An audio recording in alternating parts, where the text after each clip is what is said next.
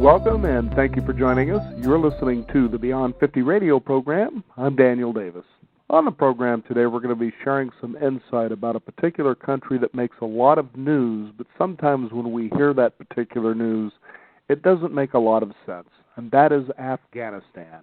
Now, many of us here in our mainstream media in the United States know that for the most part, most of the information that we do get from what are known to be credible sources is generally misinformation and disinformation, that if we look a little further behind the mirror, we might find a totally different thing going on than we would ever anticipate. And perhaps in knowing a different side of the story, a better side of the story, even a clearer side of that story, that we might open our hearts and minds and realize that we can take some action here in the United States to change the way we approach sometimes our way of diplomacy. On the program today, we're going to be talking with such a person who at the beginning of 1975 was one of Afghanistan's leading industrialists. But things began to turn and twist, and they got to become very, very dark for him as he found himself at the possibility of execution. But in 1979, with the Soviet invasion, he was able to come to the United States where he was granted political asylum and has been a citizen of the United States pretty much since then. He's also going to be talking with us today about his book and going to be sharing with us about what Afghanistan is like, what we should know about, and what we should understand. So he decided to wrap this story in a book simply titled Silent Trees. It's a novel of Afghanistan. I'd like to welcome to the Beyond 50 radio program today our guest, Nasir Shansab. Nasir, thank you for joining us here on the program today. Thank you for having me, Daniel. Now, Afghanistan. It is almost hard to know how to start with this for our listeners, so I would kind of like you to go ahead and take it away. Tell us what was going on back in 1975 with you, and, because when you think of building businesses in the United States, hey, that's celebrated, but there it got really dangerous for you, it sounds like. Well, Afghanistan had two shifts gradually to the left. In 1974, we had a coup d'etat, and Afghanistan was a monarchy and became a republic. And the republic was leftist-leaning, but not totally communist. In 1978, we had a communist coup, a very bloody coup. In a matter of 24 hours, several thousand people were killed, and the communists took over Afghanistan. And then, if you talk about business and private enterprise, that was the dead end of it. And a lot of people, I think almost half of the country fled the country. A lot of people went to Iran. A lot of people went to Pakistan. Those who knew their way in the West, in the modern world, maybe I was one of them. They managed to go to the U.S. or somewhere to Western Europe. So basically, 1978, the country became communist, and there was no business to be done. Mm-hmm. And whoever did business before or had been educated like I was somewhere in the West, most of them got actually killed in the matter of several months. Now, I know Jimmy Carter was definitely, pulling the line, and he, was very steady, but, there was some actions that had happened to where he just kind of went out of his control. And, I just remember I was in junior high school at the time when, for instance, the Shah of Iran came to the United States for his political asylum, and I was thinking, what's really going on over there? It's like over the years, especially in the 1970s, I would keep hearing, about this or seeing it on television, for instance, on PBS. What is it about the Middle East that seems to be so distraught, and really trying to come to terms to understand this? And, as you get older, you hear different versions, but you realize that you start taking for granted, for instance, the kind of way that we operate here in the United States. And although we may not like a lot of the things our government does, we kind of tend to reel them in, but in other countries, that's not so easy to do.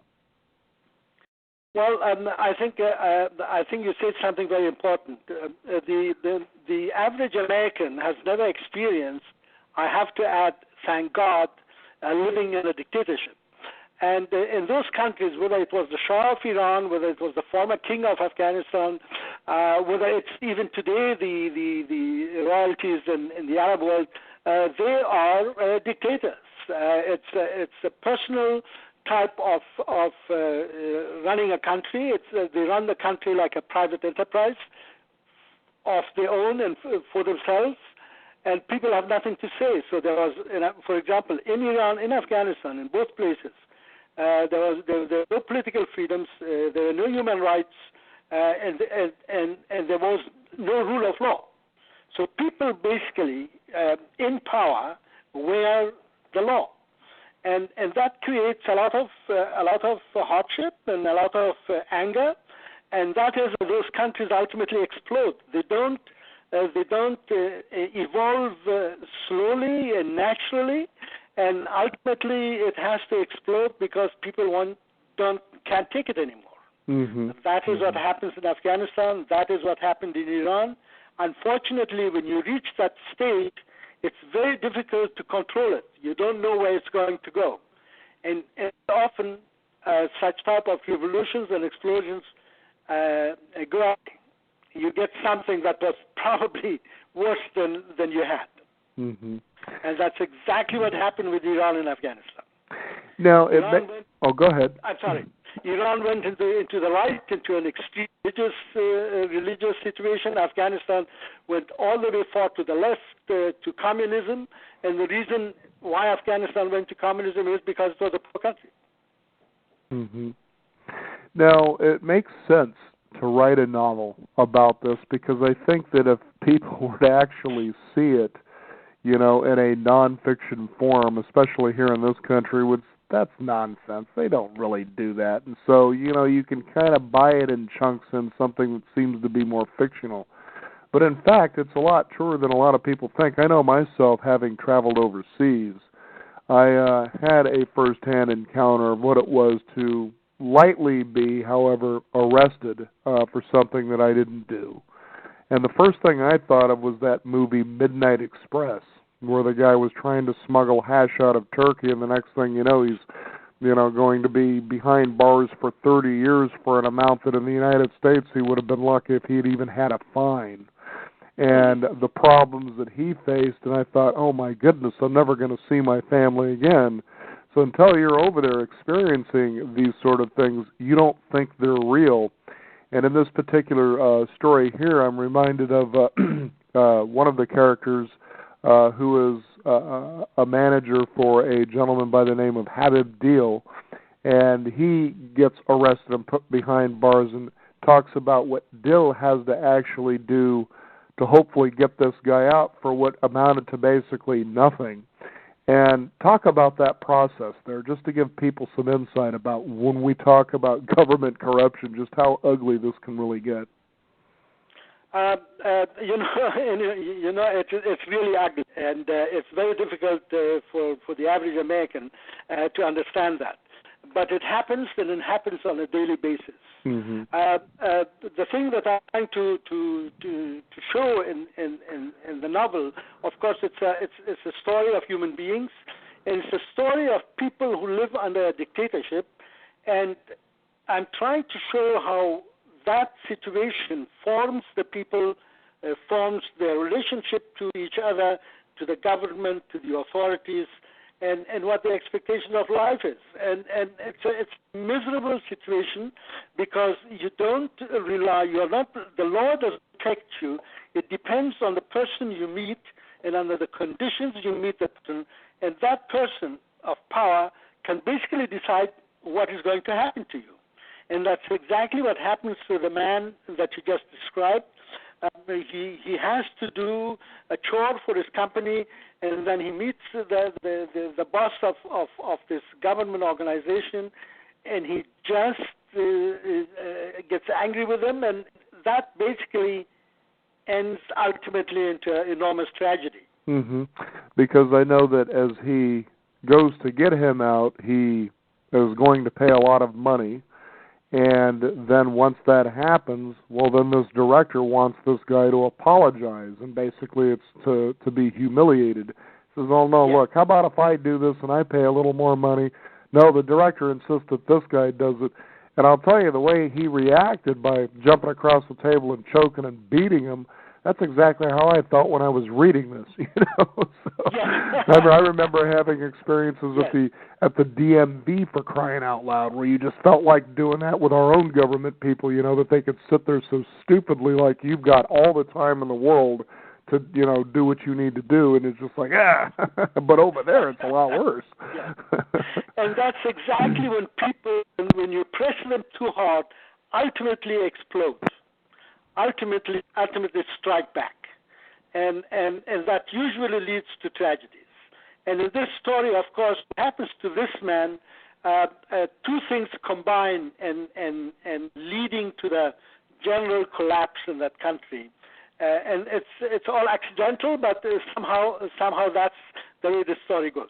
Mm-hmm.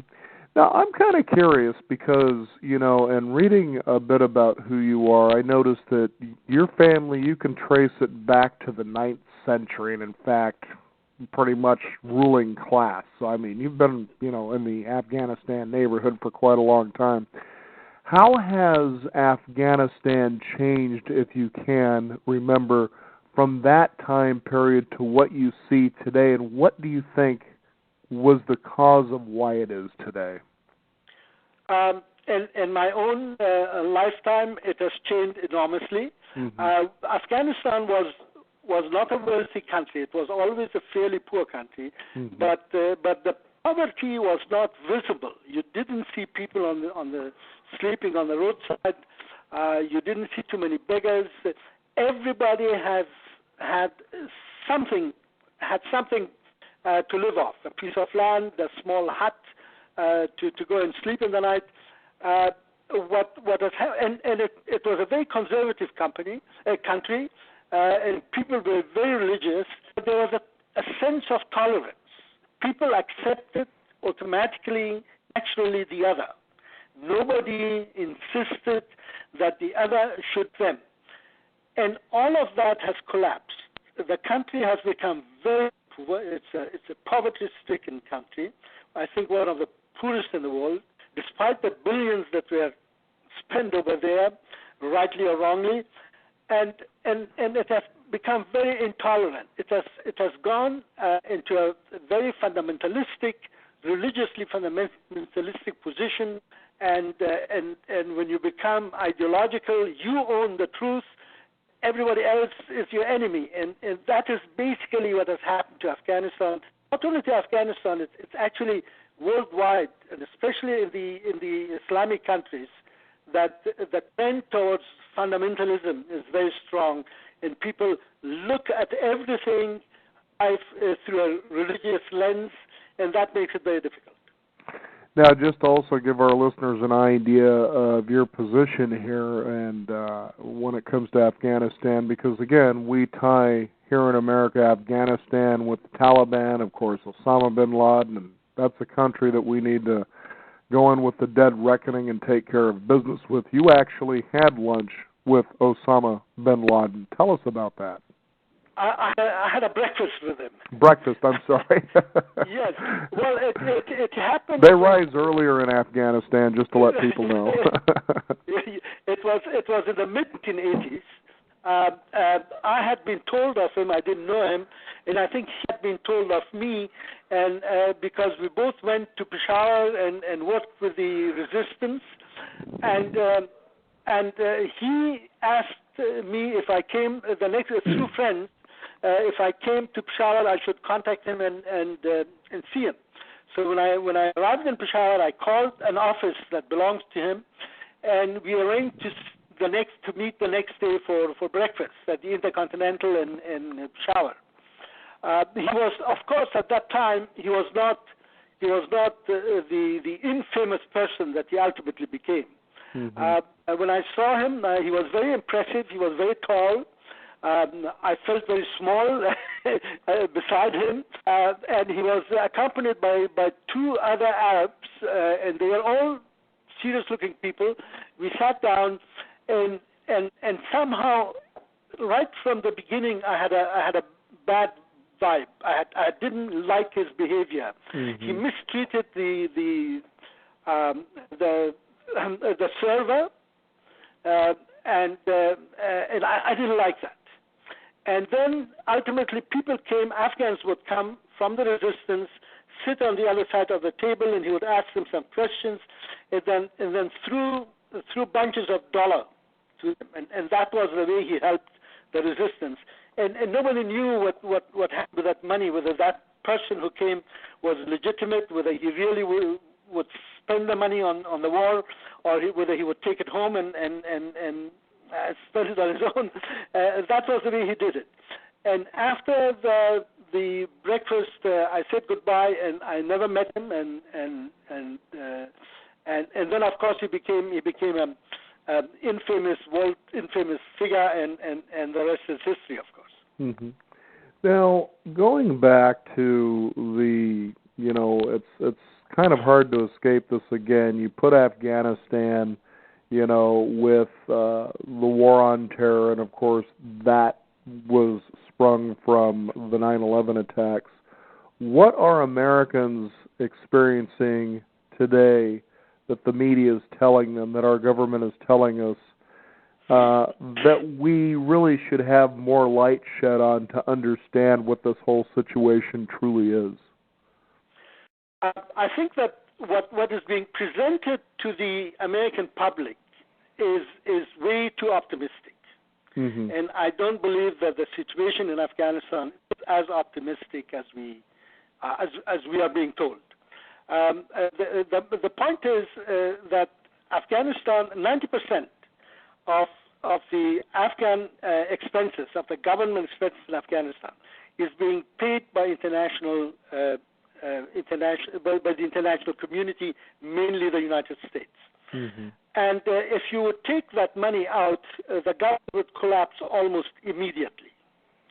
The Afghan economy lives of what the international community and the international forces pay there, and they live from the presence and activities of those international forces.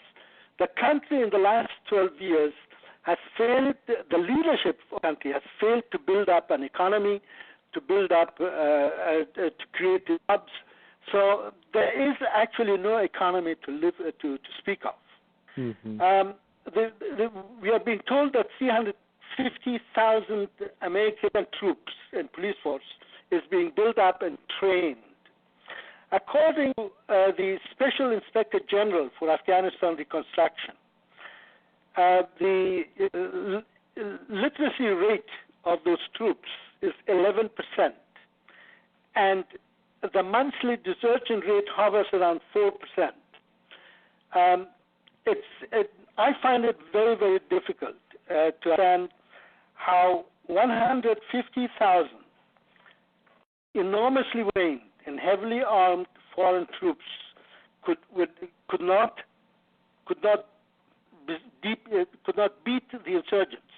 How can 350,000 mainly illiterate, lightly armed troops can beat the insurgents? I find it to be impossible. So what we are being told is that everything is going well, that the troops will take over, and that things will be all right. I simply cannot believe it. Mm-hmm. I think that there will be.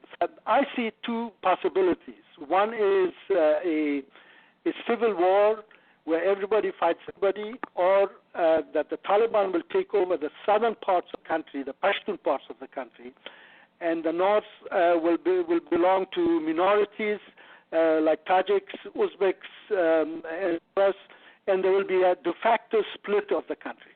Mm-hmm. Nasir, I was just recently on an interview with a doctor. We were actually talking about something quite different, but he brought up something that was truly fascinating. And this is somebody who's been well-traveled around the world, knows movers and shakers, and so to speak. And he brought up something interesting. and that is he started talking about, of all things, because here we're talking about health for crying out loud, and he brings up the reason for the Soviet collapse back in the 1980s. And I said, really? Okay, well, I'm kind of curious to hear about this. And he says, believe me, I know firsthand because I was over in the Soviet Union. He says, the reason for the Soviet collapse is that communism got to the point that the citizens could no longer take it anymore. And there was a revolt. And that's what threw the government pretty much out.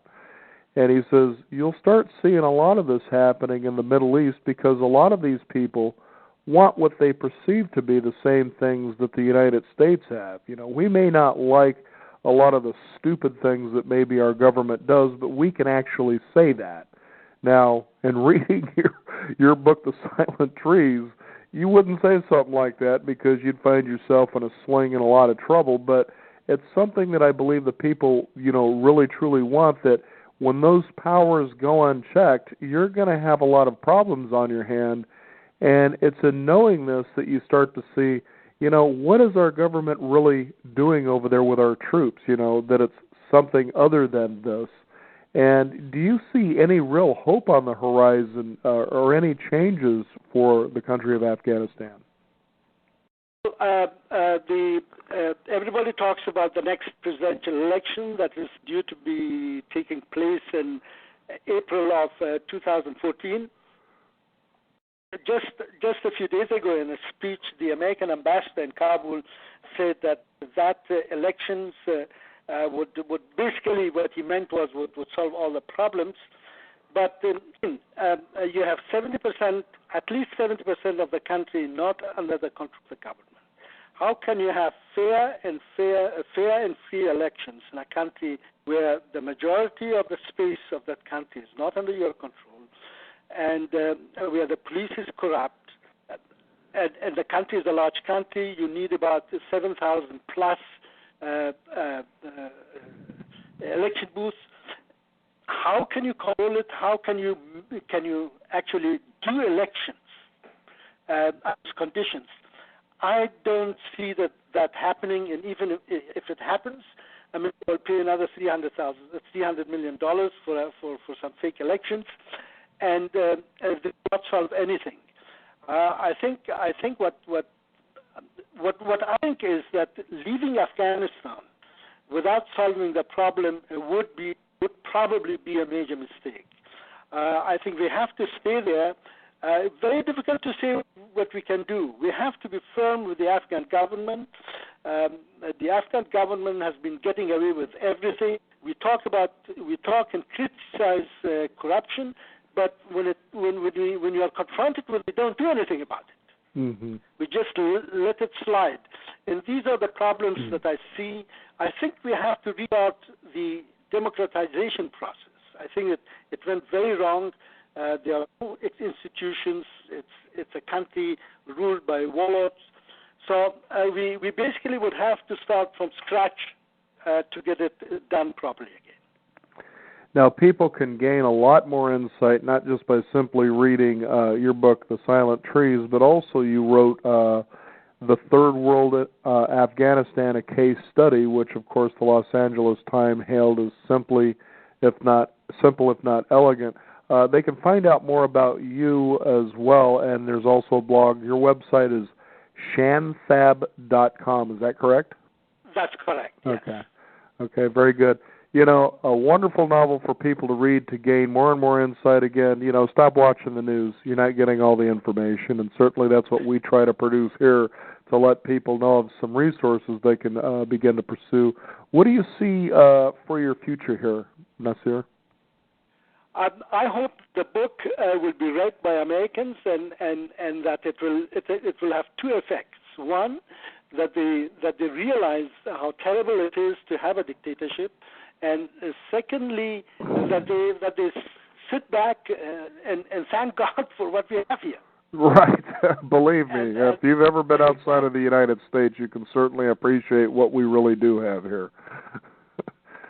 Nasir, I want to thank you so much for joining us here on the Beyond 50 radio program. Again, your website is Shansab, that's